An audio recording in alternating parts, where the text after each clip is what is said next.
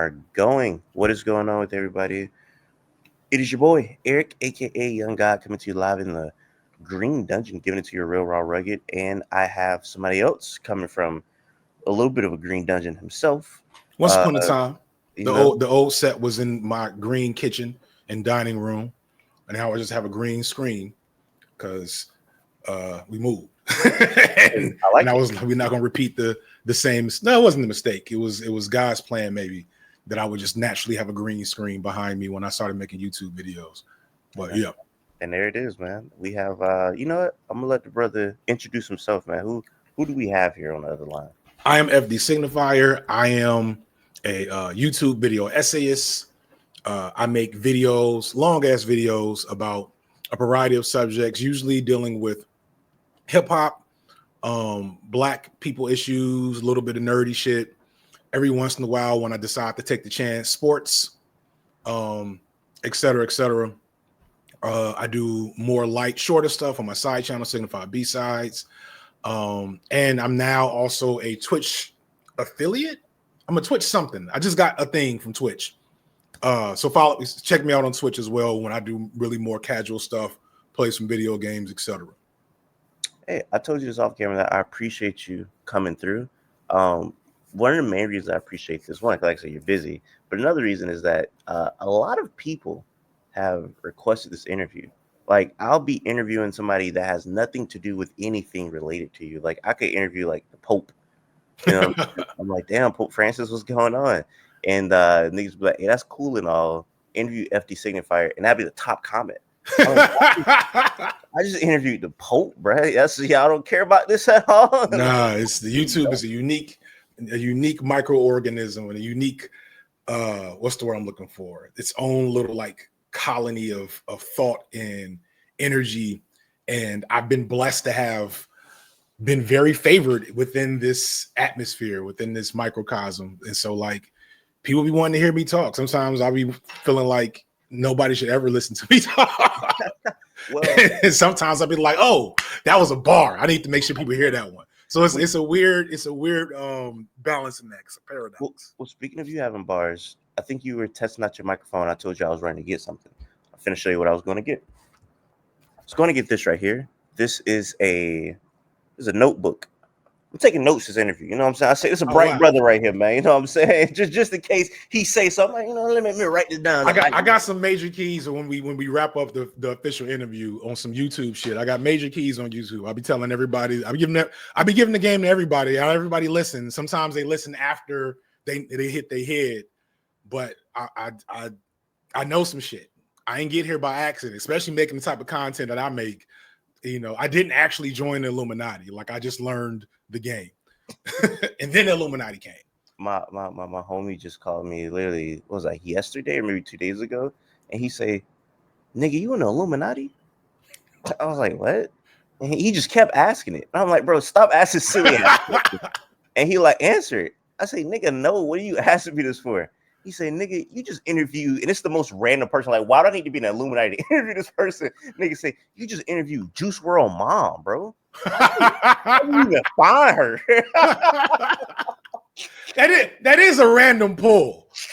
That is a random pull. Like, I do have to point out, like when you said Juice WRLD's mom, I was like, yeah, I wasn't ready for that. Shout out to her. But you know, before we really get started with this, you said something in the email and off camera that you've seen me before. And yeah. I didn't directly ask you, do you remember what you seen, or I'm not sure. Like, I've trained my personal algorithm to show me the type of shit I'm interested in, but also I think people whose content like vacillates with mine. So, like, no shade, you look like a fellow GameStop employee, right? That's crazy. Now that's nuts. I'm not taking that at all. What the hell I don't. I'm just saying. Listen, we are a type of dude. We are a type of dude. The internet knows it. The people know it. Your comment section is gonna be like, you don't got to take that, but it's legit. I'm just giving it to you. I'm just giving it to you raw. So the algorithm knows to show me my fellow Black GameStop employees. And I've been finding people ever since that. I've been finding us. You know, we are a type of dude on the internet. We are appreciated by dudes that are like us. We occupy a specific space, and you know, the algorithm is it's not that mysterious once you break down what it's really doing. And so if you are doing anything hip hop adjacent, if you are a black, ostensibly straight presenting male doing hip hop adjacent commentary or social commentary that's not like on some super red pill shit, you're gonna end up in my bloodstream at some point in time, the way my algorithm set up. And so I've seen you for like, I feel like years now. It's been a minute. I don't remember exactly what it was. It's probably on some hip hop shit. But I know I recognize you. It's like three niggas with bonnets. I'm sorry. I feel like so I interviewed Lil Bill. So I was like, maybe that probably came across your. I found you before I found Lil Bill. Oh, all right. Yeah, I remember you vividly. Eric the Young, like I remember this. There you go. All right, I shout out to that. So it's funny. I was. Have you ever heard of Mike the rapper? Mm-hmm. So of course I have. Come on, see. Just make sure. I was just with him recently. Oh, dope. And I took my homeboy to go see him to be my cameraman because I was going to interview Mike. So he's talking to like Mike and like everybody performing or whatever. And he like, yeah, bro. He was like, I'm glad I know this nigga Air. He was like, I really grew up with like real street niggas, like niggas really killing shit and selling dope or whatever. He was like, and now I'm hanging with a nigga like this. What the fuck does that mean? That's how that GameStop shit. What the fuck is a nigga like this? Yo, hey man, listen, it's the I'm at a big age where I've realized the benefit of recognizing my archetype in society, recognizing the character tropes that I embody, and owning them shits. There was a time where, you know, I have a old picture I put up before where I used to shave my head and rock the onyx, rock the locks. You know what I'm saying? South Side Chicago, South suburbs, to be clear. And there was a time where, boom, you see, look at, and that's in college, by the way.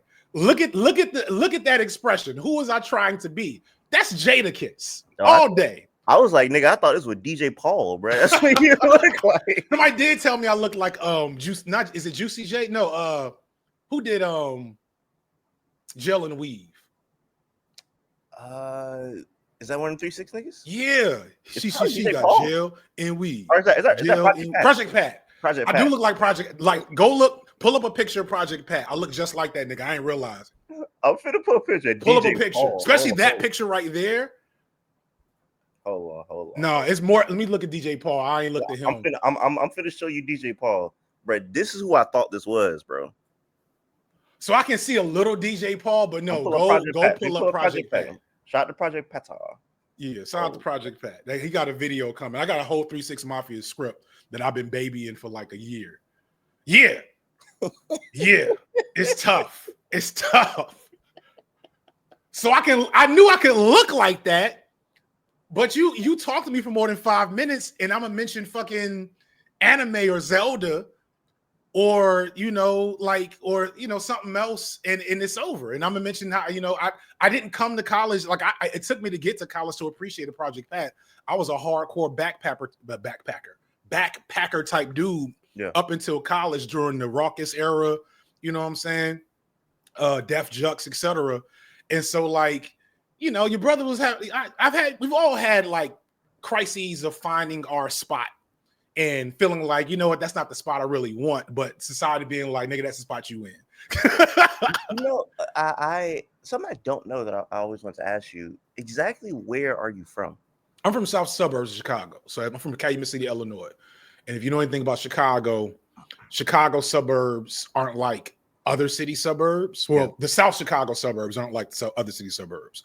Because like Dalton, Harvey, Calumet City, Allgale Gardens, like there's a lot of neighborhoods on the South Side where it don't necessarily have a completely different like energy than the actual city, because Chicago's a huge city. Now, it did overall, especially when I was growing up. Like I didn't grow up in the same South Side that some of my cousins did. but I had some of the residual effects and the understanding of Chicago.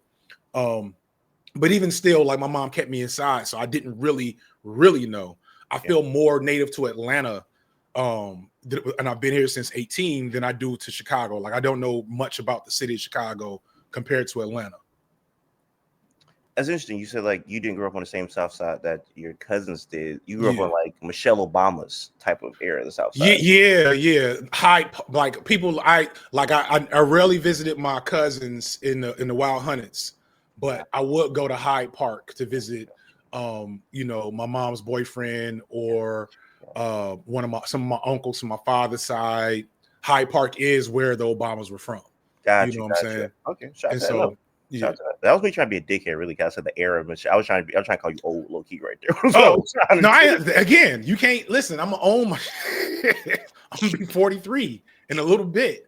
It is what it is. I'm gonna say, black people, niggas, damn near like scared to get old or something. When really, like you said, embracing that age, because bro, not everybody. We talking about the South Side of Chicago. It's not a lot of people that grew up in, like you said, like the Wild Hunters or whatever, that's gonna make it to C43. So to C43 as a black man that come from wherever, I feel like that should be appreciated. Yeah, it's a blessing. I hold, initially I didn't like the whole unk thing I was getting off rip, especially because I wasn't online enough to understand that was a term of endearment, and then I had this large white audience. I'm like, am I y'all uncle? Do y'all know what uncle mean? But like, I recognize that there was like a lot of value. Like, the reason why people are clamoring for my presence is there aren't a lot of older black men that are speaking like positivity or value into the generation. You know what I'm saying? Yeah. And into everybody, right? Like, cause I got serious street niggas that watch my shit. And then I got like rainbow flags. Some of my first people were young trans people that were like, we've never had an opportunity to engage with a positive masculine figure safely, right? You know what I'm saying? And that comes from also like my school, as a school teacher, having to learn and understand different things that the modern generation was dealing with and going through that weren't happening when I was a kid, and feeling like it's weird that old people are so hostile to that shit and being like, well, I'm not going to be like that. I remember those conversations as a kid in like my cousin's basement, listening to Boogie Down Productions, you know what I'm saying? And having like my uncle, shout out to Uncle Kasid, come downstairs and yell at us and tell us the music was trash and that it was ruining the community, all that old head stuff. And I remember I remember all of us saying, we're not going to be like that when we grow up.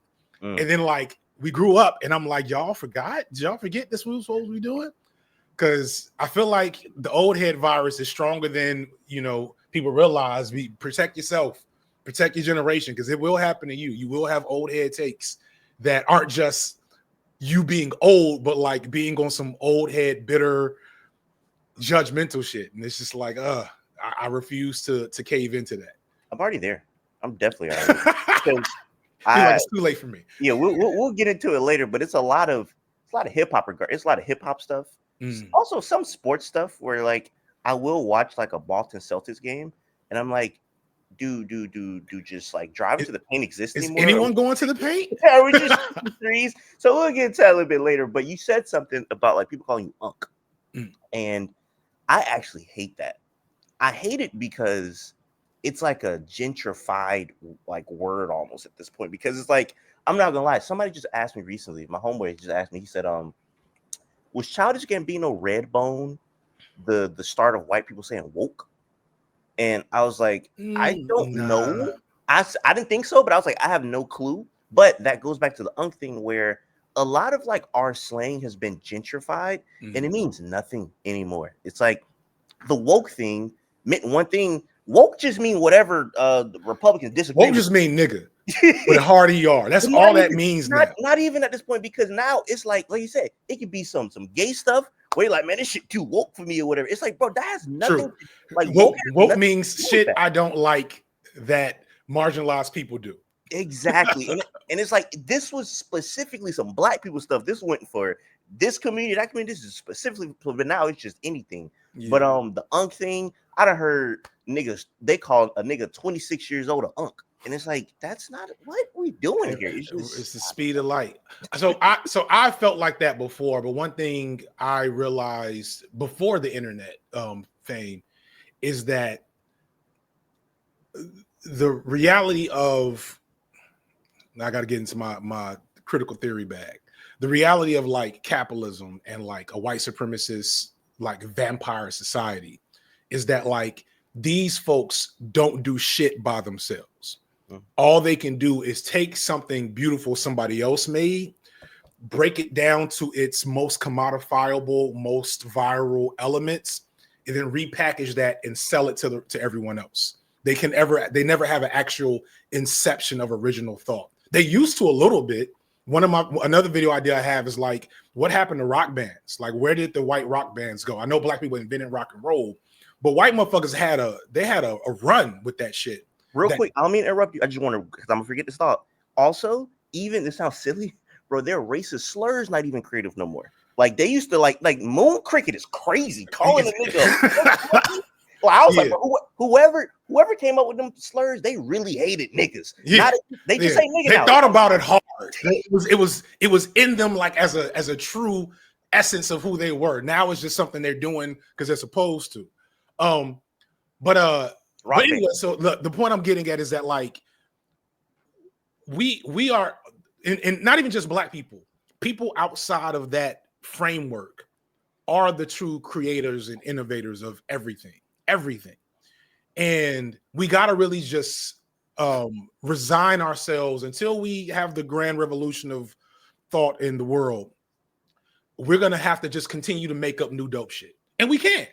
And we have constantly made up new dope shit, and we get about an 18-month run with it, sometimes a little longer, and then they figure it out, and then they ruin and bastardize it. Then we come up with some new dope shit. And that's kind of the cycle. And so we can't ever, like, I stopped getting mad at people bastardizing and appropriating dope shit, because I'm like, look, I'm dope. We'll make up some new shit. We'll make up some new shit in 6 months to a year, and we're going to run with that. And then, like, we'll mark the date. At some point in time, I don't know, Aiden Ross is going to say it. And then it's going to be over, and then we'll move on to something else, you know? So it is what it is. To continue my old man rant, another thing that I don't like, that even black, this is like a black thing where it's just like, why are we saying this? I hate the term YN. I hate YN. Oh, yeah. And I'm going to tell you why. I hate it because I've seen it. First of all, my homie had to tell this to me. He was like, it happened because like somewhere on TikTok, you can't say nigga. So they had to like say YN to say young nigga. I'm like, okay, right. That makes sense to say it on there. But I'm like, why are niggas saying it in real life? And it just sounds corny. And then I've seen like, it was like these kids playing football. It was like this group of kids playing football. And it was like, man, these YNs crazy. And it was like 6-year-old, 5-year-olds. And I'm like, why are we calling these young black boys young niggas? It's like, I don't know, it's just weird. It's like, are we gonna see like young 7-year-old girls and call them YBs? It's like, it just seems reductive, low key to me. It's just, I don't know. It's very reductive. I don't like it. It's you know, it's where I get my I get into the danger zone of sounding like a Meninist or something, you know, one of them type dudes. But there's a whole theory of study that gets into the unique position that black males are put in. It's called Black Male Studies. Them niggas don't like me, and I don't like them niggas, but they're right. Does that make sense? They're right about a lot of shit in terms of like their analysis of like how we tend to like visualize and understand black boys in any given context to be like these otherworldly monsters and demons. And YN, you know, I wish I could laugh at it as like it has the opportunity to be funny in group, you know, stuff. But then I saw like a YN AI chatbot the other day. I swear to God. I think Lil Bill put it on his page maybe, or maybe John Lewis. It's like a YN chatbot. And so like, again, everything gets commodified and chewed up through the system. But as a person, like I, you know, again, I'm from the South suburbs, right? And so like, I'm not really from that. but I dedicated large chunks of my life, and especially in adulthood, to working with those children, working in those schools, working in juvenile justice. And that YN stuff is really insidious in terms of like obfuscating how that designation really does affect what these boys go through. Yeah. You know, probably one of my most radicalizing moments is I had a kid, a little boy, who was more like me, a future GameStop employee, right? And his aunt had recently gotten murdered. And he was going through something, and he wasn't going to school, and his mother, wasn't quite where she needed to be in terms of supporting him. And all he wanted to do was stay home, play piano, and play video games. And so he would just not go to school because he was depressed. Little boy was depressed. His mother brought him up to the court, and I told her straight to her face, "Yo, your son is just going through something. He needs therapy, and you don't want me to put him on probation. You don't want me to systematize him, because if I systematize him, he's going to get grouped with the air quotes YNs. Obviously, the term didn't exist at the time, but I was like, they're going to put him through the same system that they're putting my other little boys who are really in the streets like that and really going through a whole different set of situations. He just needs therapy, yada, yada, yada." She's nodded, said, "Okay, cool." And went to the court. I never forget this, going to the courtroom, and I read my little piece of paper as the social worker, and I know the judge, and this is one of the few judges with some sense, because some of these judges just Steve Harvey style, banging the gavel, tell these niggas to cut their hair, you know. And the judge is not going to put him on probation. We're going to remit him to social support services, yada, yada, yada. His mother stands up and says, "My son needs to learn discipline and responsibility. Put him on probation." And I'm like, nigga, I just told you this is a bad idea. I just told you what this is going to do to your son. But within that, like, psychology about the inherent dysfunction of Black males, even at 7 years old, this boy was like 14. But you know what I'm saying?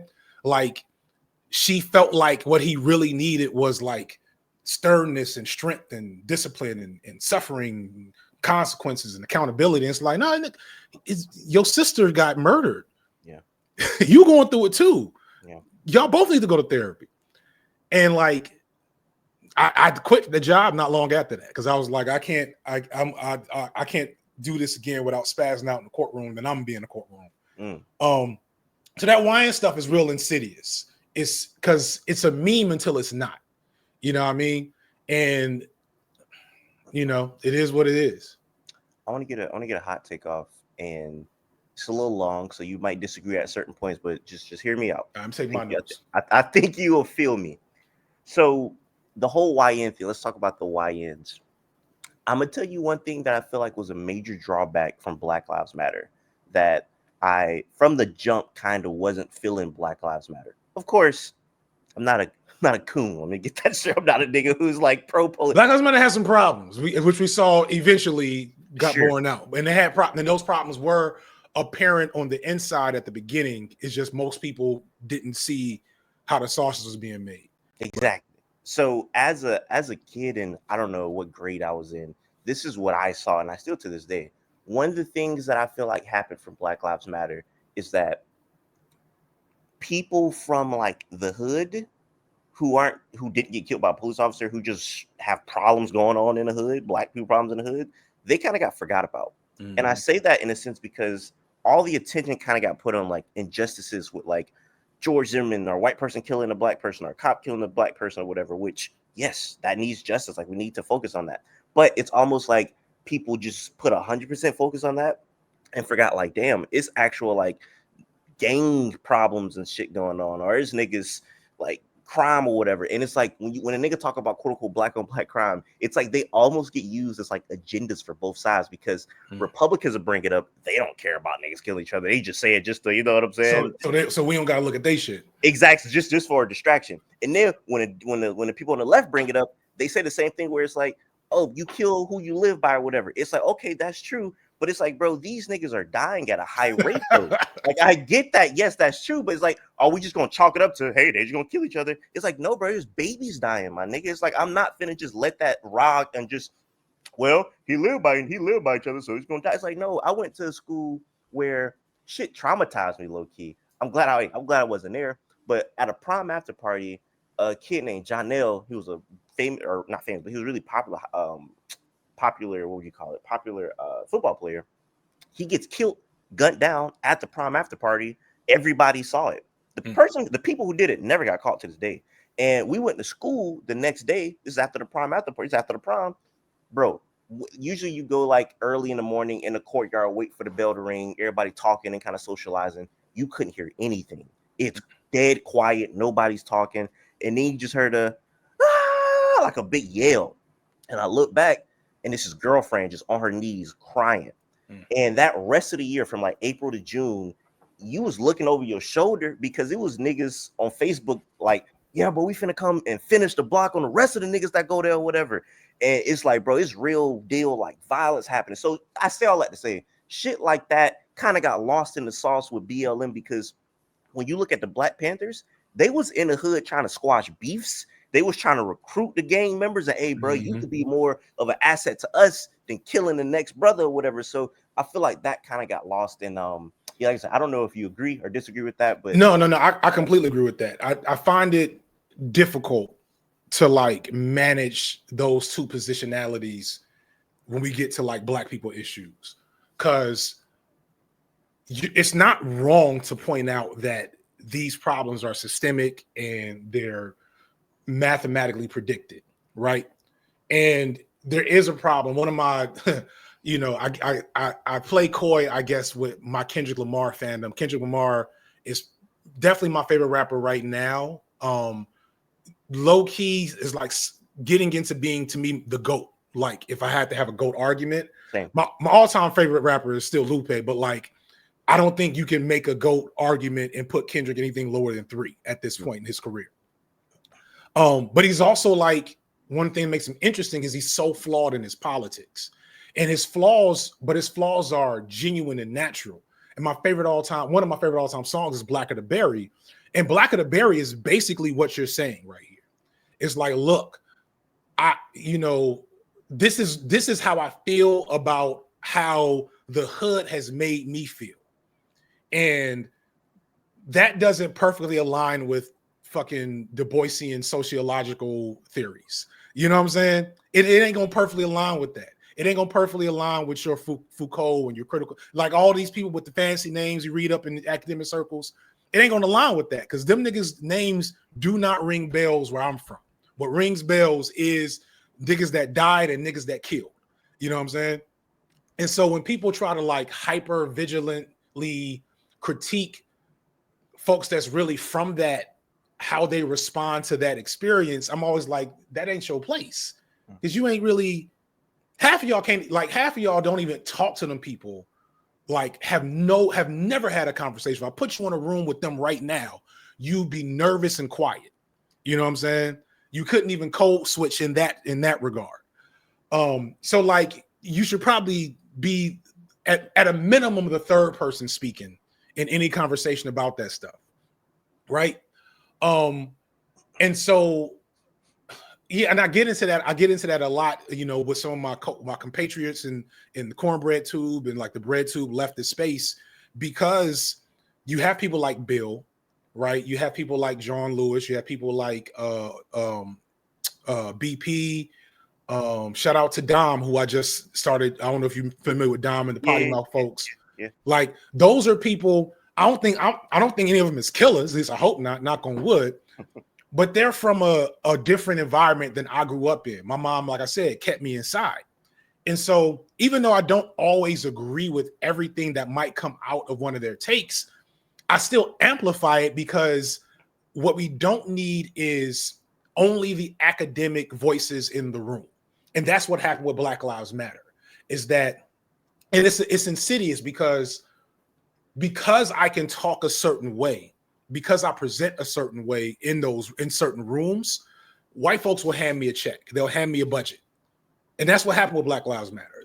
Black Lives Matter was a concept that was born well before Black Lives Matter, the organization, was created. And the reason why Black Lives Matter, the organization, became the dominant force behind that movement is because they got the checks. The white folks open up their pocketbooks to them because they spoke the language and they, were amenable to the agenda that the agenda they had was amenable to the white people who are actually in power.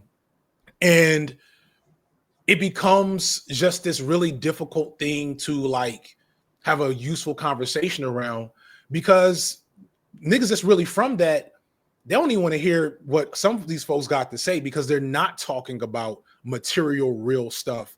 And they're not speaking in any sense, from any sense of deference, right? Like the idea that some intellectuals and academics have, the idea of deferring to a non-intellectual, a non-academic on these issues that I've read all these books about, is low-key offensive to some of them. And niggas can feel that. They may not have all the words, they may not have all the vocabulary, but they like, oh, I see, I get what you're doing. I'm not interested. I'm gonna stay over here. And so that's one thing I've been trying to do a lot more, is like not necessarily bridge the gap, because I don't know if I'm really capable of that, but at least provide more space and amplify these things, No, I feel I'm from Jacksonville, Florida. Jacksonville is surprisingly a really big city, and it's segregated. And I've heard Chicago's like this. You could it's mass segregated. So like on the south side, all the white people live on the south side. On the north side, all the black people live on the north side. If you go on the south side, it's a much different city. That's where the beach is at. That's where all the fun stuff is at. You go on north side, that's where all the potholes is at. That's where all the messed up street. That's where everything bad at. You know what I'm saying? So Jacksonville is interesting like that. And if you live on the north side, you are going to meet all different types of black people. You're going to meet niggas from the suburbs. You're going to meet hood niggas. You're going to meet crackheads. You're going to meet everything on the north side. And that's where I grew up at, on the north side of Jacksonville. So I was able to connect with very smart black people who weren't so educated, street niggas who I went to school with who are currently in jail for murder, niggas who got their doctorate degree, all types of black people. And I feel like you said, when you just hone in on one type of crowd, rather if it's the street nigga, rather it's academic, that's doing a disservice to one side of the pendulum for black people, because not everybody gonna understand the street nigga because they don't know that life.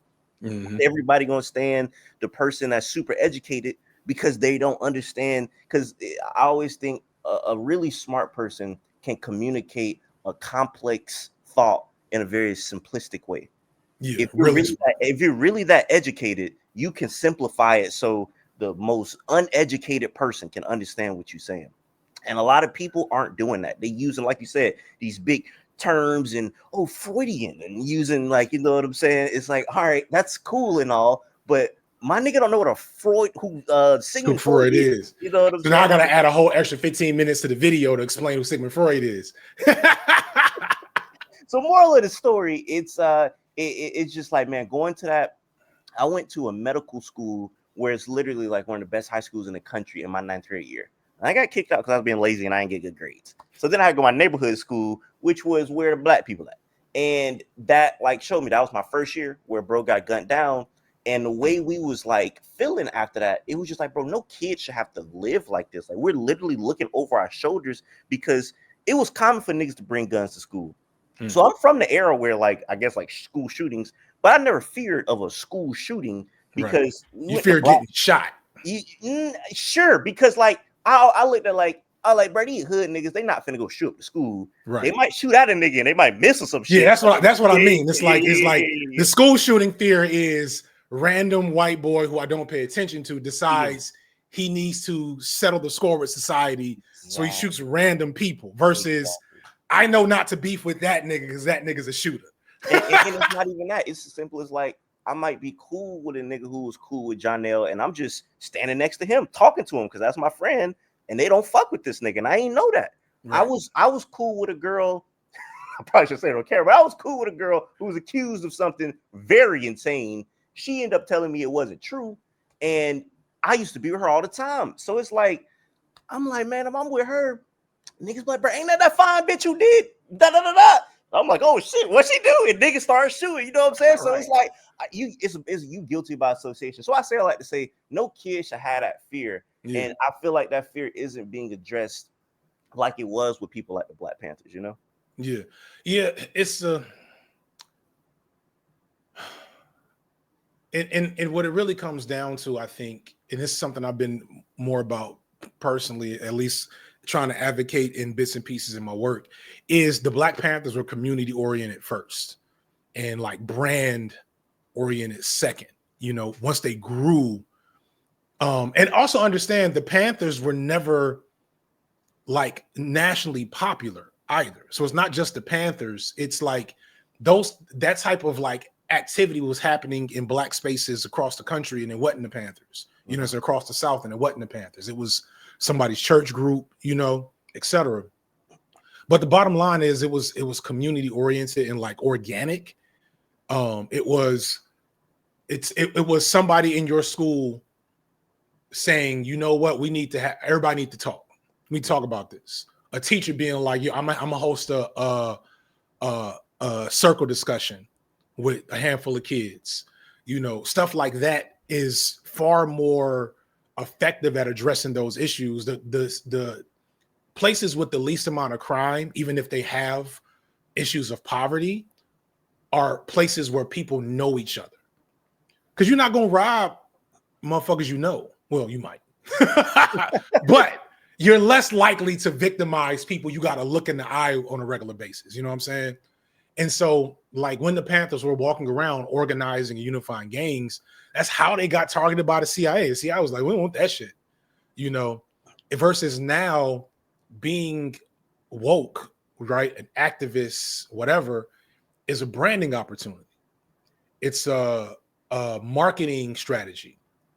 And that doesn't make it all bad and cynical, but it does create a pathway to a very cynical interaction with these politics and with these issues. It's one of the reasons why I've done, like, I don't know how much you follow me, but I did way more political stuff a couple of years ago than I have in the last couple of years, because I didn't like the feelings of being overly rewarded for talking some political shit that I couldn't really live based on just the reality of having a YouTube channel. You know what I'm saying? Like, I'm probably on some lists at this point. So I can't meet with certain people. I can't be engaged in certain shit. I can't do certain things. And I shouldn't, because I'm not what Huey P was. I'm not what where Fred Hampton was. I'm not an organic product of a community. I'm literally a trained intellectual from the academy. I should not be the leader. You know what I'm saying? I can be an advisor. I can give you some ideas. I can give you some bars. But having a platform, being visible like this, kind of tricks people into thinking, no, you should be in front. And so yeah, it's an insidious, complex thing to like engage with these issues effectively without erasing people that's really from that life, without grifting, without being driven by brand and clout than by the politics, and without losing your mind. Yeah. You just said a few names that made me think about this. Are you like documentaries at all? I mean, yeah, but like I don't in this YouTube life, everything I consume these days is literally for work, damn near. Like, it's just so I may have seen whatever you're about to talk about, but like if I wasn't consuming it for a project, then I probably don't remember it. Respectable. It came out last year. It's called a soundtrack to a coup d'etat. Oh, thank you for mentioning that again. Like, I've been trying to get to that 4 months now. Because everybody I know that I fuck with is like, you got to watch that. But go ahead. I'm sorry. I'm familiar with it. It might be one of the best documentaries I've ever seen. Like, yeah. It really left an impact on me. The way that like it's edited, it's really good. And I learned I never really knew the story about. Every time I say his name, I say it wrong. Patrice Lumumba. Mm-hmm. I know he has a movie that I've always wanted to watch. I like kind of. Yeah, it's like a movie from like the 90s that I've always seen people talk about for years. And I loosely kind of knew like his story, but I didn't really know the specifics. Man, do you know the specifics about like? What? I know a good amount about Lumumba. Yeah. His story. I talked about him in my Black Panther video because parts of the first Black Panther movie were loosely based on his like imagery in some problematic ways, actually. But yeah, Great documentary. Definitely, whenever you get a chance, seek that out. It is really good. yeah, I'm gonna finally get around to that because I'm contemplating a video on struggles in Africa, Mm. maybe for later this year, maybe it's a next year thing. I don't know, because like, and this is not to shade the stuff happening in Palestine right now, but I get like every other video, I catch a comment that's like, "Why are you talking about this when there's a genocide happening in Palestine?" And I'm like, "That's fucked up." There's like a genocide happening there's like 4 happening in Africa that nobody even talks about. And like considering how many people are talking about Palestine, maybe I should be the one to jump into the conversation about the things that happen in Africa. And maybe that'll get y'all to calm the fuck down and stop wanting and that's another thing. It's like people want content. Mm-hmm. You know what I mean? Like folks don't realize they don't actually want action. They want content about action. Because there's this TED talk I watched years ago that changed my life low key. It's probably the only reason I'm a YouTuber now. And I don't know, I don't remember it vividly, and it might have been some bullshit because some of them TED talks be bullshit. But it talked about this like thing called like vicarious satisfaction or something like that. But long story short is the feeling you get from accomplishing something and the feeling you get from thinking about how you're going to accomplish something one day serve the same role in the human brain. They feel the exact same way. And so what they found is that people that talk about doing the thing more than just actually doing the thing are less likely than people who just do the thing to ever do the thing. Does that make sense? Yeah. So it's like, if I sit here and I talk about revolutionary action all day, the people watching me will be less likely to ever engage in direct action toward any type of revolutionary act, because me talking to them about it will satisfy that internal drive and desire to ever do anything. And people don't realize that's what they're often chasing when they're like, FD, talk about X. I get a lot of those DMs, a lot of those emails. Talk about this, talk about that. Why haven't you talked about X, Y, and Z? And most of it is what they don't realize they're doing is they're like, FD, this thing bothers me. I want something. I want to do something about it. And I know if you talk about it, I'll feel like something has been done and it won't bother me anymore. And once I kind of started to see that is when I started being a bit less political, because I was like, I'm not going to be your vicarious, relief for this shit. I'm not going to be your catharsis. And so like, yeah, all this stuff is happening in Palestine and Africa, and people want videos about the shit. You know what I'm saying? It's like, I get it. I'm not mad at you, but get the fuck out of my comments with this nonsense. I have a question. Have you ever heard about something and you were so amazed that you've never heard about it? Like, how did I not hear about this thing? It could be a movie, it could be a news thing, and it just blows your mind. Like, how did this miss me? Nah. Really? Because I understand that now. On some what's this dude named? The shooter, lethal shooter shit. I understood. I don't know when I caught that, but I just understand now how much I don't know. And so when something like is huge happening, I didn't know what's the big titty white woman name from Euphoria? Is that Sweeney? Sydney Sweeney. Yeah. No clue. Did not know she was a thing until, and I watched Euphoria the first season. Didn't like it that much, and I don't even know if I finished it. So I saw her and I was like, yeah, that's nice. I did not know she was a thing. Yeah. Until like halfway through last year. And I'm like, oh, she's a big deal. I get it. That's nice. I made a video about it. But like completely unengaged with that part of society, because things are like, society is huge. The internet is huge. And there's so many people with millions of subscribers and videos get millions of views and you'll never see them. Yeah. And it's shocking every time, but it's a ton of them, you know? I'll tell you why I bring it up, because we talk about other genocides going on or whatever, and people are like, why are you talking about that? Talk about Palestine or whatever. Right. There's a famous Michael Wilbon video where he says, "My nigga, I'm glad you said that." And I say that because I was cool with this girl from East Africa some years ago, and she's Tigray. Michael Wilbon said, "My nigga, I'm glad you said that." I'm gonna pull it up. I'm gonna pull You it up. gotta pull that up. It took me a second to like fully compute. On ESPN, he says that on Parliament. Yo, not Michael Wilbon. Hold on. Michael Wilbon guy, he's coon coded. I don't know if he is or not. My nigga, I'm glad you said this. My nigga, I'm glad you said this. Classic.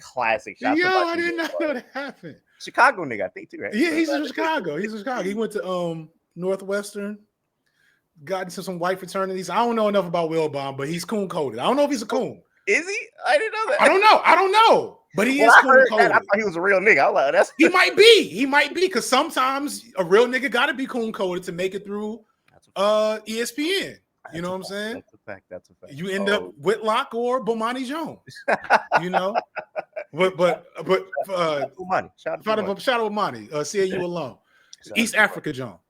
Yeah, East African. So she's Tigrayan. I think I'm saying that right.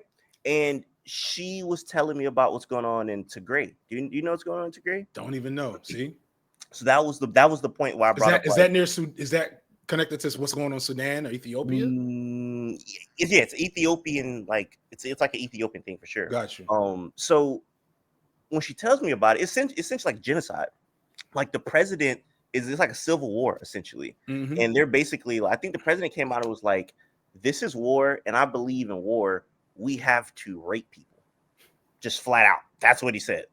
So he has his army men doing that, and she would just tell me how it's like a massacre. So I started doing research, and I'm like, yo, it's like a real genocide going on in Tigray. This was years before. It's not years before Palestine, but it's years before the attack at the festival. You're right. So I started doing a lot of research. I started following a lot of pages, and I seen a lot of people talking about it or whatnot. I seen a few people talking about it, and I say it to say, I'm like, damn, it's crazy. That didn't really get news coverage, and it's like a lot of wild stuff going on in Tigray.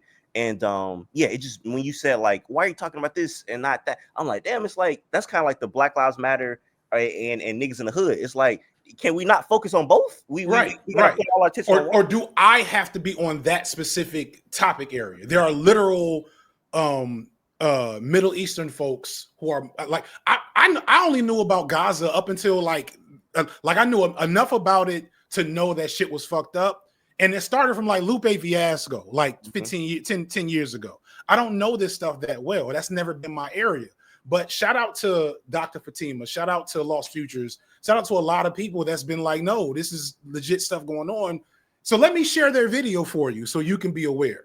You needing me to do it is a different thing than I think you realize.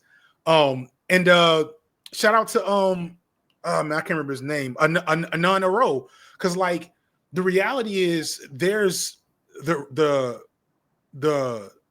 what's the word? The residual effects of like colonial and imperial actions by Europe and America have created the ground, fertile ground for genocidal activity across the what's it called, the so-called third world. Because he was talking about something that was happening to Tamil India, and they were doing the same thing, bombing people, raping people, and this is all been happening.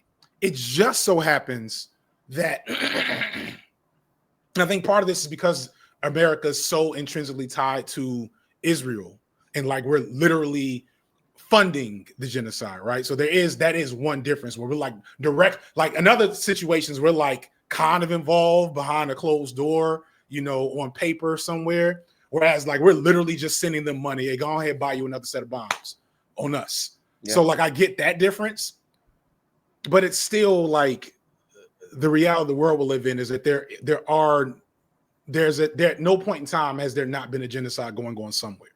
You know what I'm saying? Remind me when we get off here. I have to tell you a really problematic take that there's no wax on YouTube. Just, I'm just We all putting it have some of those. We all have some of those. but no, because I brought up a minute ago you being from Chicago because I want to talk about your music taste and why I think it's influenced by Chicago. But I want to do say one more thing that it blew my mind. This one really blew my mind because it's Florida. I'm from Florida, so I'm in college, and I don't know what class this was, but we had to listen to this podcast, and it's so funny telling people like, no, I'm not saying you, but like somebody who's like 60 who went to college and got to tell them like, oh, I gotta listen to podcasts for homework. They're like, what? I thought the same thing. I'm like, you listen to a podcast, you young nigga. Like, what's a podcast in college? Bro, they'll find a podcast and be like, bro, I mean, I get it. They are great for education. It's just it's back in my day, we had books. exactly. But now they like, nah, go listen to this 6-episode podcast about something. So we have listened to this podcast, and I'm finna tell you a stat that this is probably one of the most surprising stats I've ever heard in my life. In Florida, in the past 10 years, more than 1,500 slaves have been freed. Slaves in what context? Slaves. Throwback slavery. In the last 10 years? Can I explain this to you? You got it, yeah. So in a city called Immokalee, Florida, there's See? real deal slavery going on. It's funny. This isn't funny, but it's funny. I'm not gonna lie. Not that. That's not funny. But what I'm gonna say is kind of funny. Let me clarify. That's not funny. Slavery is not funny. But there's a football player. So I'm a Patriots fan, and and it's crazy. I'm in Jacksonville. A lot of people hate me for that. That's a whole different story. Yeah, I'm a you Patriots deserve fan.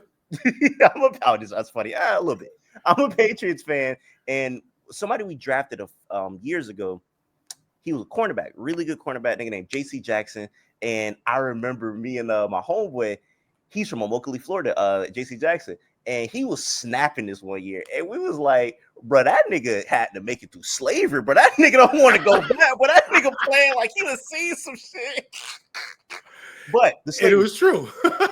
So the slavery shit. So essentially, it's primarily Hispanic people and Haitian women. So what they do, it'd be like a undocumented person trying to find some work. They'll find them. Hey, I got some work at my crib. You want to come and help me? Like, I'll pay good. I give you a place to stay and everything. Oh yeah, for sure. Take them back there. They're not leaving there, and now they're literally sometimes chained together, and they're forced to pick tomatoes. They're tomato picking people instead of like cotton picking. They're picking tomatoes, and the district attorney or somebody who's from Florida said the craziest thing, and this isn't just Florida, this is the whole America. They said if you've ever eaten a tomato in the wintertime, you've most likely eaten a tomato picked by a slave. That's crazy to me. So what they've been doing, I remember the podcast, they said they interviewed a free slave who tried to escape one time and failed. He ran, he was getting off. They got up in a pickup truck. They basically drug him down back to the house and beat him so bad that he had to relearn how to walk. So like real deal, like slaves. This is OG slavery. This is the same framework. Crazy. So if anybody wants to research on this, all you gotta do is just type in Florida tomato slave or something like that, and it'll pop up. It's a bunch of articles about it. So yeah, man, that blew my mind. I don't know if it blows your mind like it blew my mind. I mean, it don't, because no, it blows my mind. Let me be real. It blows my mind, but not that much, because prison slavery, because because we live in a society, my nigga. Like shit is fucked up. Shit is fucked up everywhere. Let's get to some hip hop takes. Yeah, I was about to say on a little bit more lighter side. On a lighter side. At least it's in two sections. Talk about cannabis, you know. Which I really do want to mention something about cannabis I think is really funny. So that might have been the first time I seen you was the cannabis video, and it was posted on this website that I use called KTT. And I forget what the thread, the title of the thread was, but I clicked on it. And I clicked on it because, if I'm not mistaken, the thumbnail for that video is from the video Niggonometry. Niggonometry. So, do you know how he starts off Niggonometry? I don't remember it specifically, but I remember that being one of the most unhinged things he's done. And this was early in his career when he was supposed to be trying to act normal. I'm going to reluctantly read these lyrics. I don't know if I should because this might get clipped, but oh no, trust me, I already know. Go. Now, if a bitch suck your dick for $5 per square inch and get $40 including the $5 tip, how big was the dick she just sucked? Say what? How big was the dick she just sucked? Say what? Oh, and I knew that line was in there. Was that the first bar? First, that's literally the first thing that comes out of his mouth. It's how big was the dick she just Only cannabis. What's only wrong? Cannabis. That's why I said that's why I said that dude got to be autistic. Man, I remember as a kid, it shows my age. The first time I've ever heard of cannabis was via battle rap. When he battled the dude Disaster. Yeah. And he pulled I got 50 pages of rhymes. Got 50 pages of rhymes in this motherfucker. That was the first. I was like, who is this doofus? This nigga's crazy. Yeah. And that was my introduction. I then later educated myself on who he was, but that was a hell of a y'all don't understand how hyped the rap nerds were for cannabis in 1997, 1996, 97, hearing Cannabis say the wildest shit, that the first truly, like, other dude, Rakim was Lyrical Miracle, right? Like, let's be clear. But like Rakim was just rapping, a rapping rapper and during rap times back in the day. And rap had done so much, especially by the mid-90s. You had the emergence of the West Coast. You had Outkast, right? And then we had the rebirth of Lyrical Miracle, which was Cannabis. Cannabis, Eminem, I'm forgetting somebody important. Who's first, Eminem or Cannabis? Like technically, no, this third person is first. I just can't remember the name right now. People always correct me about this is Eminem's biggest influence.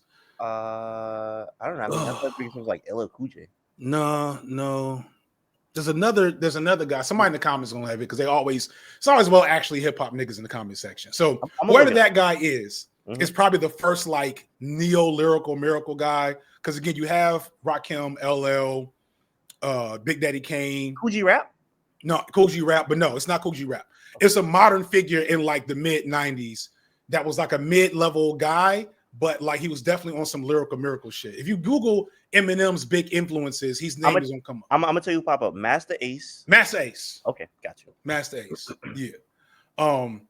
But Cannabis was the first to get like such a big buzz because I think every so often, I can't call the like amount of years, but there's like the whole freshman concept started because of Cannabis's cohort. Because like there's all the top rappers, they get to like their third, fourth album, and it's time for a changing of the guard. And it's new superstars emerge around the same like year, 18-month span. And so in like an 18-month span, you had DMX, Cameron, Cannabis, Corrupt, Big Pun, Mos Def. I think you have the classic video of Mos Def, Pun, DMX, and Cannabis at that restaurant table, filmed by Teray of all people. I didn't know he filmed that. Like that was a big deal because it was like, all right, one of these next dude, and this is also right after Tupac and Biggie died. So like we needed new stars. So it was like understood like one of these new niggas on this hip hop's new wave group on the Source magazine is going to be the next big thing. And a lot of people put their money on Cannabis because nobody could rhyme like him. And we just didn't know he was a weird dude. We didn't know he was going to give you bars about sucking square inch per dick. Like, say what? Say what? Later in that same album, he has a song about being a sperm. He does. What a guy. It's funny. So I bring up you being from Chicago because like really where you're from, well, still, but like more so like pre like social media, where you're from had a very big influence on what you're listening to. Now niggas be from New York and they favorite rapper be like Kodak or something. It's like it don't even make sense anymore. But like growing up for me, bro, Jacksonville is like they only like one type of music. It's like it has to sound a certain way, and that certain way is like when I was growing up, Boosie was like the best rapper alive at that point to people down here. And I agreed. I love Boosie. Like before Boosie went to prison, I still think to this day. I'm gonna give you another hot take that I used to say a long time ago. People used to kill me for this. Boosie's first debut album, Badass, is better than Reasonable Doubt. Can I say that? I've never actually listened to a whole Boosie album. Hey, so I'll give it a try. I'm struggling with putting it on. The Reasonable Doubt is one of the few genuine, inarguable classics in hip hop. I'm gonna put that in when I go pick up my kid. When I go pick up my kids later, I'm gonna pop in Boosie and see. I've always wondered why Boosie had such a strong following, because all I knew was his singles, and I was in Atlanta, you know, and I was listening to like the early proto trap music a lot, but he just never. I think his voice bothered me. No, for sure, 100%. If you can't get past that, then I understand that. Can I give you a little bit of the Boosie lore on why Boosie was the way he was? Boosie legitimately was like kind of outside of like being super duper revolutionary, kind of like the South Tupac. And a lot of people say that a lot, but because he had a lot of ignorant music, but he also had a lot of introspective music. And he would talk about like black people problems. He would talk about his problems. Boosie is one of the most like introspective rappers from the South during that period. I would say he's way more introspective than Jeezy. He's more introspective than T.I. All those people, he's way more introspective than Lil Wayne. Like he's super duper introspective. Way more because Wayne doesn't know as a person. He's an alien. Hey, you remember Wayne? Remember Wayne put out that song where he rapped over Georgia. Yeah, that shit over when Katrina happened. Georgia Bush. Yeah, that shit was fire. Yeah. He could do it. He just whatever. Wasn't interested. But Boosie, he has a lot of introspective stuff where if you like, I remember I interviewed a nigga from Jacksonville and he said like, I didn't have a dad growing up. Boosie was like a father figure. Like I really learned lessons listening to Boosie music. So you listen to Badass, you have the fun music on there. You have like the Wipe Me. I don't know if Wipe Me Down on there, but you have a song like Wipe Me Down. But then you'll have a song like Baby Mama, where he's talking about like how his baby mama is really stressing him. And same, you know who just like that in Florida? Plies. Niggas love Plies. Plies got your ignorant music, but Plies got music where he talking about how he driving his mama crazy. And that's why I'm sorry, I'm ranting now, but this really grinds my gears about street music today. What's missing from street music today is the range. All street music that we listen to growing up, you have a nigga, kill a nigga, rob, but then they'll also have introspective stuff. Listen to Mobb Deep. Mobb Deep have Ready to Die. You feel Ready to Die is so introspective. And it's like street music now is just I'm gonna kill you. Well, like, so I don't know. I mean, so what counts as street now? Because you know, I'm as an old head, I've lost touch with a lot of stuff. So like I love Kenny Mason. I feel like Kenny Mason. I don't listen to bro. So I wouldn't know. I really haven't dug into. Well, I don't know. I feel like niggas just don't be like who made me feel bad. Made me feel lame. Like I don't be feeling lame too often, but it's like every once in a while niggas say something like, "Damn, am I lame?" Who was it? Sean C. Like was like, "Yeah, I don't feeling Kenny Mason." And I was like, "Damn, I feel less cool now because like nigga really trash Kenny Mason." So I don't know if I think other niggas just don't feel him. I love dude. Is Kenny Mason a street nigga? Yeah, but he vacillates. He's like he vacillates. So he's very introspective. He's very street, but his sound can go from Jid and Denzel Curry to also like punk rock randomly.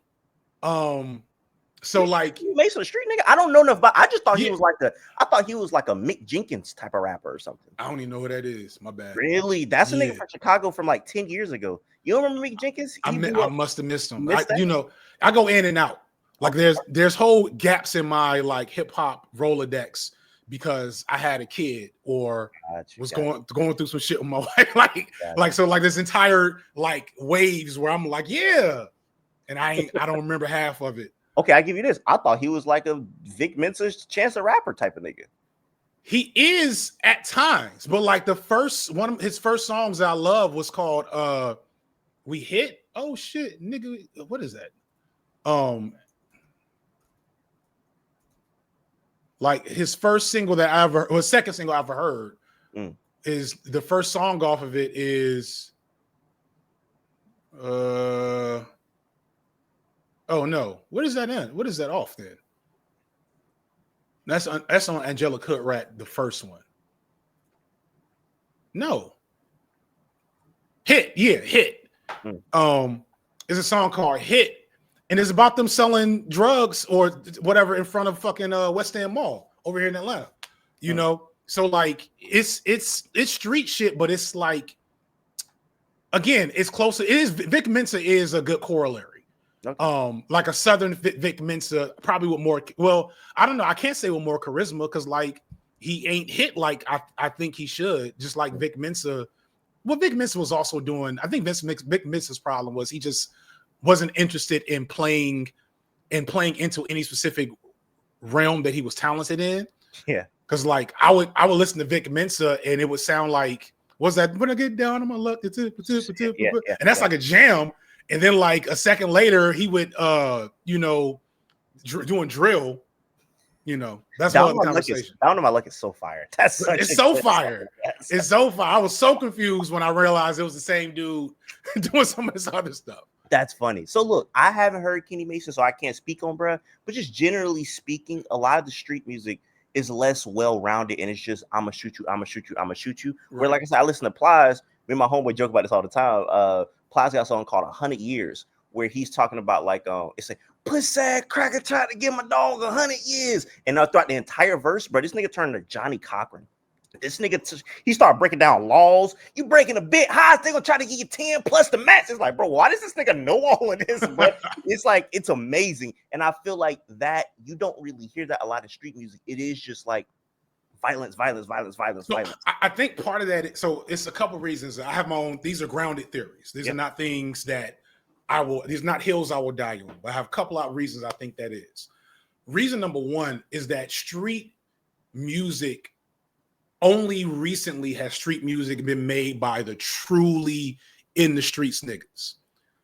Up until I would say, I was just alluding to him. I can't remember his name. That's a shit I don't like. Keith. Up until like Chief Keef, up until Chief Keef and the rise of drill, street niggas couldn't make it to the microphone. And if they did, they wasn't there for long. They was Beanie Siegel. You know what I'm saying?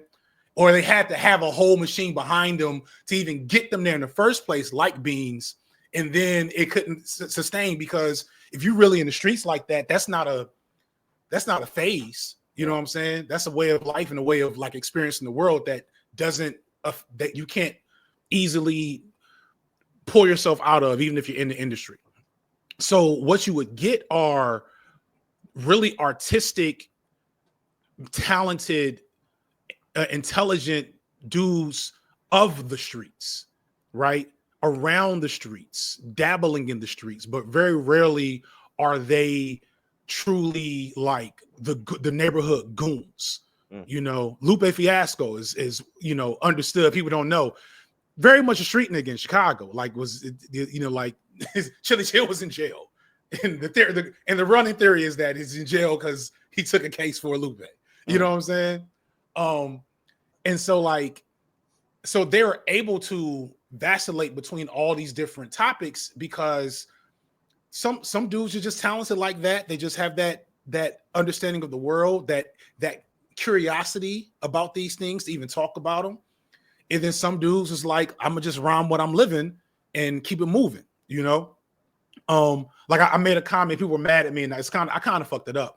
But I was like, Kendrick is like the most street rapper I think since DMX, right? Where like they're as a superstar, not like, oh, I did a crime or two, not like, oh, I'm from a part of a city that has hood, but like, no, lights was cut off, cereal with water, drugs, murder, mayhem all around me. Kendrick and it's like few others at his level can say that that's what they've dealt with.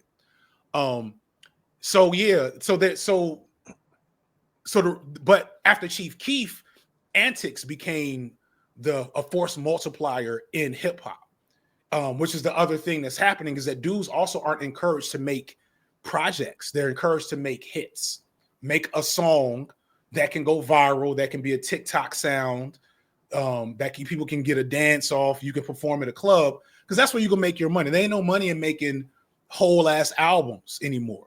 Yeah. Has Lil Baby ever came out with a real album yet? Or is this like 7 mixtapes in and it all sound the same? You know what I mean? Even Kenny Mason. I don't know if Kenny Mason's made an album yet. He's got like 5 mixtapes that I like, but I don't know if any of them is really an album, you know? I'm excited to see what Jid does next, because clearly he's in album mode. Mm-hmm. But because people aren't encouraged to do that, like one thing, so the industry is mostly bad, right? But the industry did serve as a development tool for the music. And when people aren't doing, like, without that aspect of it, people are just kind of making whatever they think might pop off, thinking about their pockets. Understandably so, I'm not mad at them about that. But it does mean we're missing parts of the art, you know? No, you're not wrong. It's one of those things where I 100% agree. A lot of street rappers, they're not like artists. They just street niggas who rap right now. Like they're like artists wouldn't be the term to fit them. Like you listen to a nigga like the Locks for like artists. I would say even if they were street niggas, they were definitely artists. You know what I'm saying? They were barely street. You know what I'm saying? Right. So they're artists first. Yeah. Now, like you said, a nigga like Whoop the Do Man 3000. He in the streets. You know what I'm saying? He's talking about these niggas he about to shoot at. When I just finished shooting at him and missed. Not hypothetical niggas, real people. These real niggas. You know? Such and such, such and such, such and such and such and such. We riding on the niggas. We gonna play the double dutch with the Twitch, like that. And that's a bar. That's literally a bar you might hear on whether it's Jacksonville. Yeah, wasn't that Julio Coolio on them? That's did I say his name? That's wrong? Almost his name. That's almost his name. That's almost it. See, it's crazy because like. Okay, so we gonna wrap this up in a few, but that whole thing that inspired me because it sounds crazy, but you'll get what I'm saying. That inspired me because when they dropped the Who I Smoke thing, doing that whole crazy stuff right there, I seen a new article on hotnewhiphop.com where this white dude reviewed it like a Chappelle skit. Like you would have thought like this was the if you ain't never seen it before, you don't know content. You like, bro, you like, bro, this shit hilarious the way he describing it. So I click, the Asian dude. I click on the Asian dude page because his Instagram was linked. Hey, tell me why he had Black Lives Matter in his thing. I'm like, oh, that's really Black Lives Matter. But these little kids that they rap about are dead. Black square and everything. Crazy. So I say that inspired me because I wrote an article on Complex about that because I was like, I heard academics say some crazy stuff, but I think he was like, if I was a young nigga like coming up on YouTube, I'll make war in Jacksonville. And it's like, bro, you're in New York. Like, why are you like? Anyway, so I'm like, I feel like I might be the only responsible person to use my platform. So I was like, let me use a big platform like Complex and write about it. And I interviewed all of them. Every single person involved, I interviewed them. And I interviewed them. And so like, I feel like this context is needed. I am in school for therapy. Or for counseling, so like to be a therapist. So it was really just that. Like I started talking to them, like you know what I'm saying, like really just talking to them on some like really trying to get in their mind instead of like, so you gonna kill him tomorrow? Who you want to kill? You know, what did he do? You know, who did he kill? We started talking about drug addiction, and we started talking about because I told them straight up, like I can't listen to that music. I can't describe myself as a pro-black person and then go listen to people that are actually dead. Because I know some of them people get mentioned in them songs. I went to school with some of these people that's getting mentioned. So it's like, I don't even feel comfortable doing that. And if you playing that out loud somewhere, nigga, you might die because you might be in the wrong place playing that. So I ain't playing none of that. I told them straight up and they was like, I get that. And I'm just talking to them really on some like black man to black man, like this ain't right. You know what I'm saying? And just really trying to get in their mind and really like offer them help. I sound like I'm an old nigga or something because we all the same age, but just talking to them and whatnot. So yeah, that right there, I hated that because it blew up and like I seen all of these people like laughing at that. I'm like, bro, this ain't funny, bro. Like these are real dead people. Like that ain't cool. Which goes back to the foundation of this conversation. The black people in the hood, they're not talked about as seriously as if a white man killed them or whatever. And it's like, why are we laughing at young black men talking about killing each other that really ended up killing each other? Fulio's dead. Yeah, and wasn't he the last one? So out that whole like conversation. So the niggas who made Who I Smoke, they're all alive. Oh, I thought Fulio, that. Go ahead. I'm sorry. Fulio didn't make Who I Smoke. He went to some grave site and rapped over Fantasia, When I See You. Yeah, so he did that, and he died last year. And but everybody who made Who I Smoke, everybody in that song, they're still alive. So yeah, it's just crazy though, man. It's crazy. Yeah, it's wild business. It's wild business. That's kind of what I was speaking to when I terms like how hip hop is antics driven. Yeah. We're not talking about the actual music enough. Yeah. Right? Like even in our conversation, we had some music talk. We had a nice amount actually. I'm happy about that. It's probably why I didn't realize that we went on this long. But like so many of these hip hop podcasts is just antics conversations. Nobody's talking about bars. Nobody's talking about like the actual songs, actual projects. It's just who got beef with who released a diss track, who got an op list.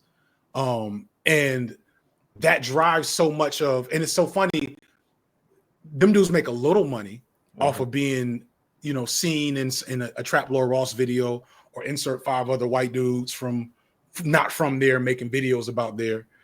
But nobody's buying their projects. Only people selling records is the women half the time. You know what I'm saying? And old rappers. And even they not selling that many records. They're at least getting brand deals though, right? So yeah, it's just frustrating on multiple levels. It's frustrating on multiple levels. I'm actually working on a 10. I have a video idea that I hope becomes a trend. So I'm calling you in for when it comes out. It's called just 10 top 10s. I mean 10 out of 10s. And my goal is to get everybody who talks music to make a video like this on YouTube, where all you're doing is making a video where you give a list of 10 albums that are 10 out of 10s to you. They don't got to be like the mainstream list. It don't have to be whatever. Just give me 10 albums that are 10 out of 10s to you and explain why. You can do a long joint, you can do a short joint, but just talk about music, right? And why you like music, as opposed to this is what hip hop is or isn't. This person's a really from that, and this person ain't. That stuff's interesting and not like shouldn't ever be a part of the conversation, but it's way too much considering that we now own our own platforms. Yeah, that's the irony of all this, is that we're not really democratized, right? Like the bait and switches that as we transition to algorithm talk, is that people think that these platforms are democratized based on viewership. But if you're not playing the algorithm game, if you're not playing the algorithm game, you're not being seen. And if you are playing the algorithm game, you're not fully democratized, right? So as a reason why we're a year past Kendrick versus Drake, and there's still videos coming out about it, right? Yeah. We're a year past the pop out. The pop out happened in June? I think my boy Dom said it. So we're a month away from the year of the pop out. So the pop out should be officially seen as the end of the beef, right?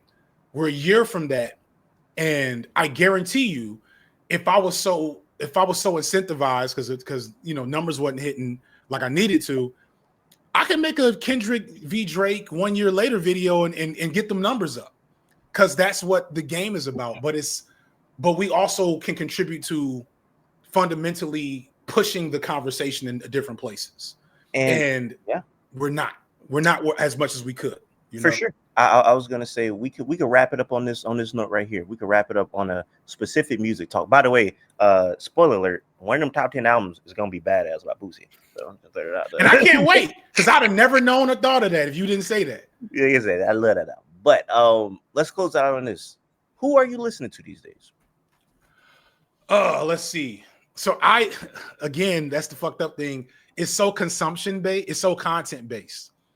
So I'm working on a video about Beyonce. So I've been listening to a lot of Beyonce. I'm working on a video about Lupe. So I've been listening to a lot of Lupe. I think randomly Odyssey has gotten a lot of spin for me. Odyssey. I don't know. He's just Odyssey. Is it a singer? No, he's a rapper. I never. One of my super hip hop blogger era homeboys, like he had a viable hip hop blog during the blog era. Put me onto him a minute ago, and I just been following him ever since. I think he's from Baltimore. He might be Sudanese. Hmm. Shit, my camera ain't really.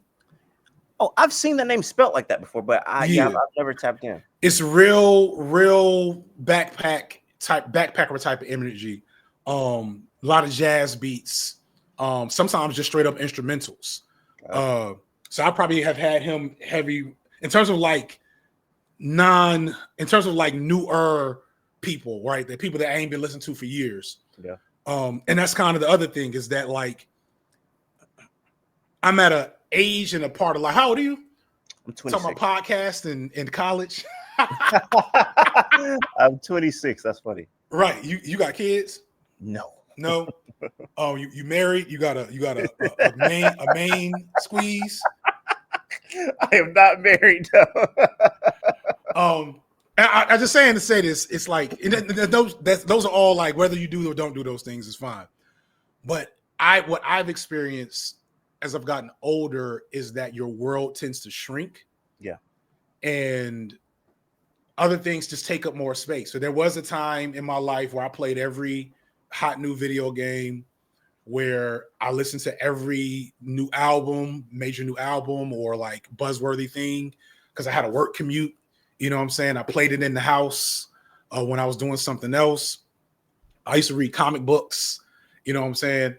But you know, kids and wife and just like a creative work. I just don't have the same bandwidth to indulge in. Let me just sit and listen to this album. You know what I'm saying? And so like I'll hear new stuff. It's all drawing a blank right now. I don't know this new thing JPEG Mafia did with whoever the fuck that is.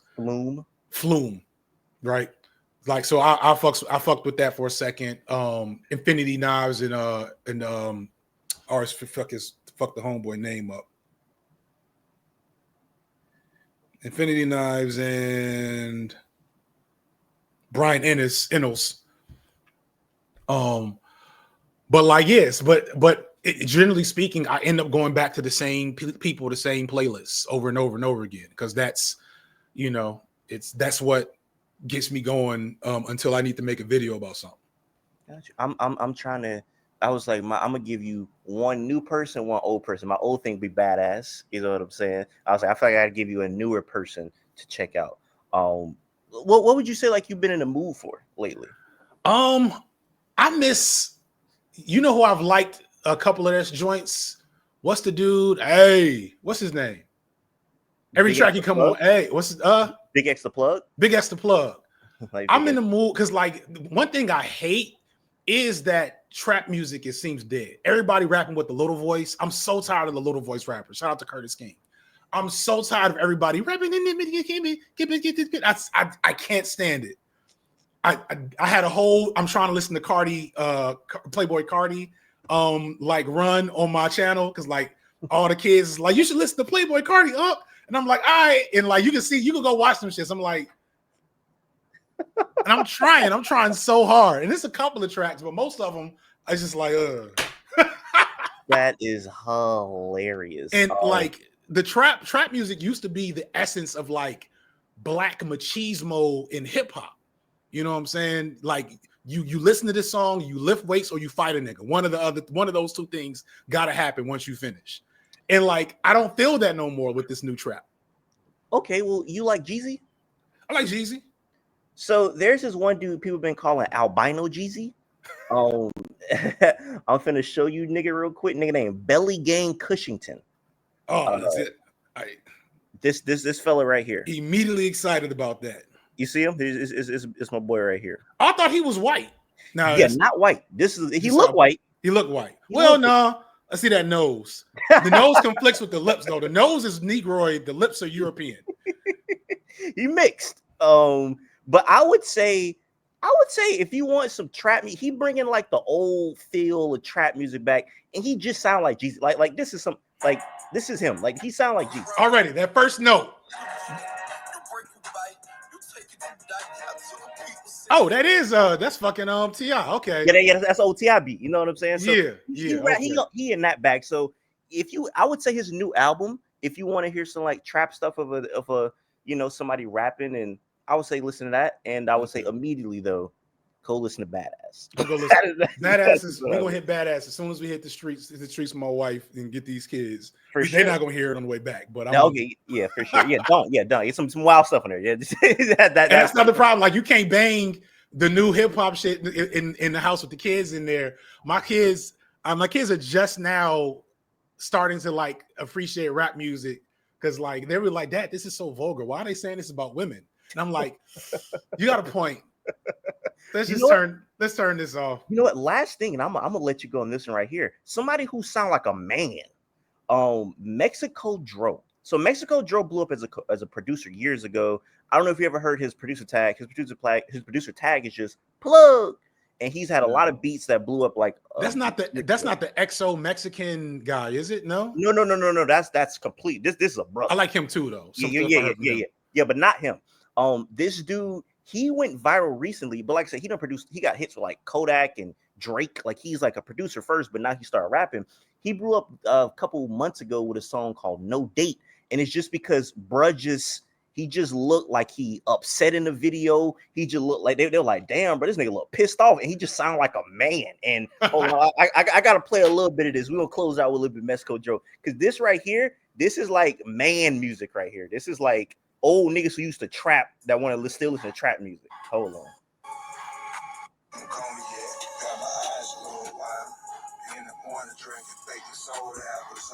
Yeah, it don't sound like this no more. It don't sound like this no more.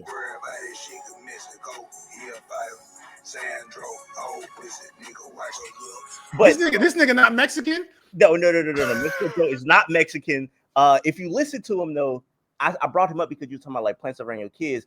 He's not calling women like bitches. It sounds like he's talking about trapping. He's really not talking about trapping at all. He's just talking about his life. He used to be in the streets, but now he just on some like I turned my life over to God, and I'm living. I'm trying to mend fences and keep peace in my life. Exactly. The line that went viral from the song, he say, I ain't doing all that punk ass shit to go viral.